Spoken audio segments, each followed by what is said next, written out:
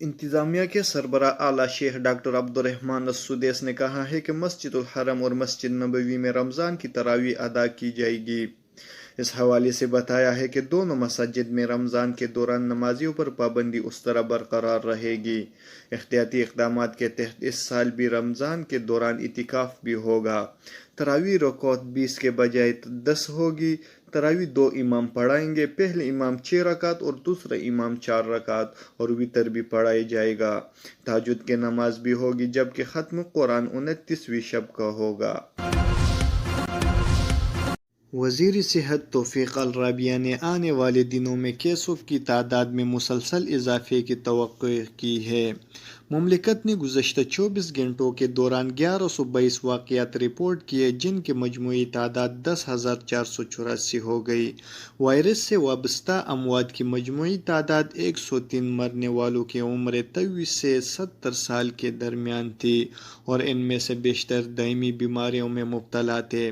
مقدس شہر مکہ مکرمہ میں سب سے زیادہ مقدمات 402 درج ہوئے، اس کے بعد ریاض میں 200، جدہ میں 186، مدینہ میں 120، دمام میں 78، خوف میں 63، جبیل میں 39 اور طائف میں 16 واقعات درج ہوئے۔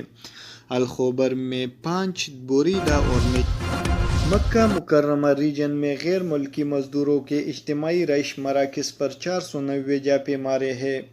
جاپا مہم کے ذریعے یہ پتہ لگایا گیا کہ آیا کرونا وائرس سے غیر ملکی کارکنان کو بچانے اور ان کے حلقوں میں کرونا سے بچاؤ کے لیے حفاظتی اقدامات کیے گئے ہیں یا نہیں۔